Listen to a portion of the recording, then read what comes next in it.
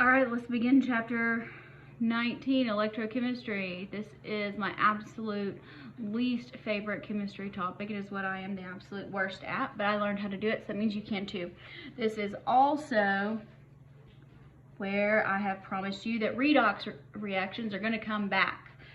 And so, yes, they are, and they are back to stay with a vengeance. So, I called this a redox refresher. For you, maybe it's the first time you're learning redox. That's okay. So let's talk about just basics. What makes a redox reaction different than another chemical reaction that's just, you know, a single replacement, double replacement combustion type thing? So in a redox reaction, an oxidation reduction reaction, you are also transferring electrons. So oxidation is the loss of electrons, and the reduction is the gain of electrons, gain of negative charge. So oxidation is the loss of negative charge or electrons, reduction is the gain. So I learned this as oil rig. Oxidation is loss, reduction is gain. And I use that a lot.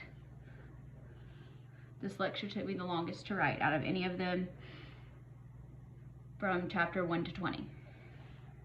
So, first thing before we can get into a balancing of an equation, a redox equation, we have to actually know how to assign oxidation states. So these are going to be like charge numbers.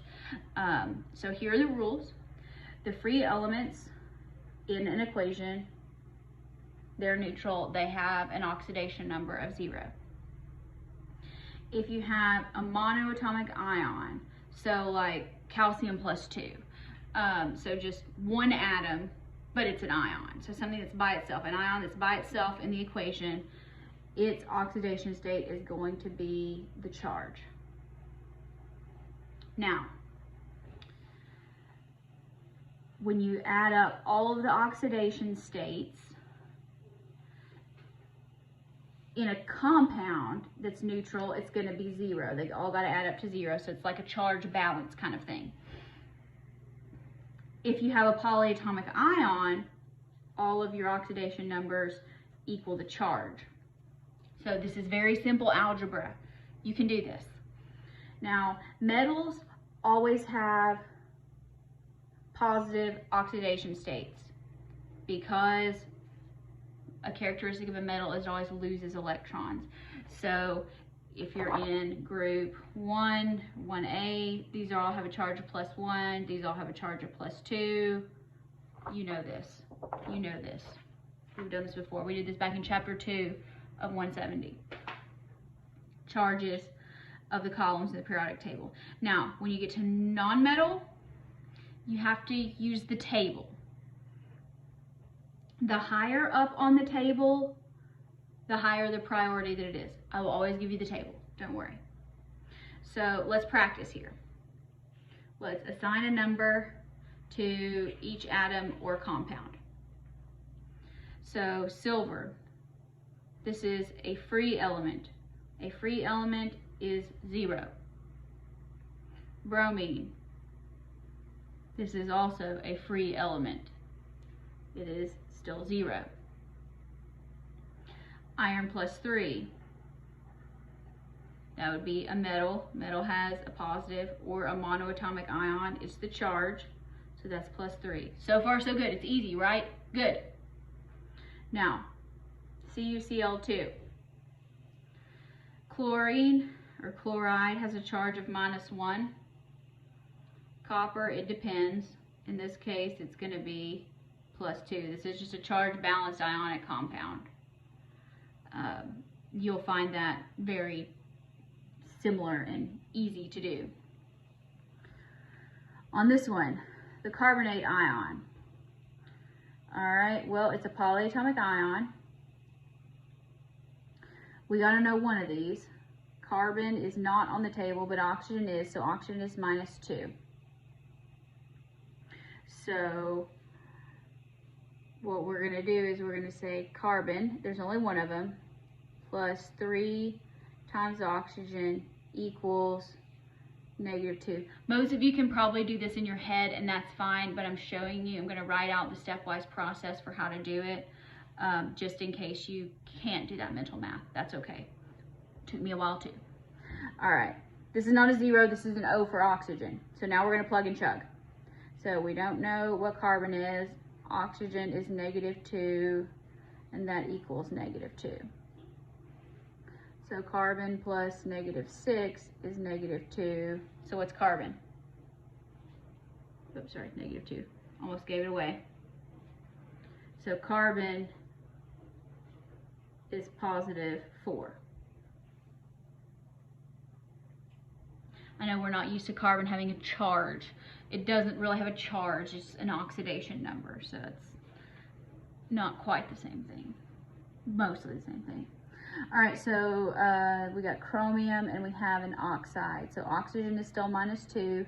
This is a neutral compound, so it's all going to equal 0. So 2 times chromium plus 3 times oxygen equals 0. So chromium is not in group 1 or 2. It's over here, so it can have several, so we need to figure out what it is. We do know that oxygen is -2. So that's a plus. All right, so that gives us 2 chromium plus -6 is 0. 2 chromium is 6. So what's chromium? Hope you said, okay, so chromium, +3, oxygen, -2. Let's do one more. This was about as far as we got when we did this last time. Now we identified oxidation reduction, but now we're going to balance these equations. All right, so this is not a neutral compound, so we know, oh, we got several things here. Ooh. All right, so we know that everything is going to equal -1. So we have 1 hydrogen plus 1 sulfur plus 4 oxygens equals -1. Now, look on the table here. Hydrogen plus 1. Sulfur, well, sulfur could be -2, but it's lower than oxygen, so we're going to give the -2 to oxygen. 4 times -2, -1. All right, so that's +1 and -8. So sulfur -7 is -1.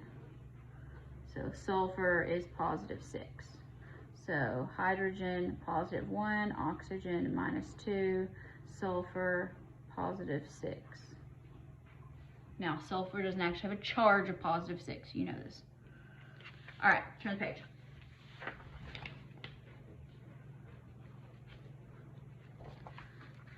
So in a reaction,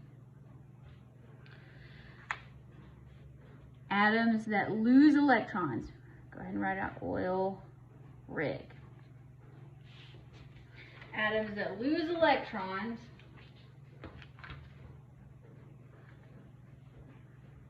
so lost electrons is oxidized, so they are being oxidized.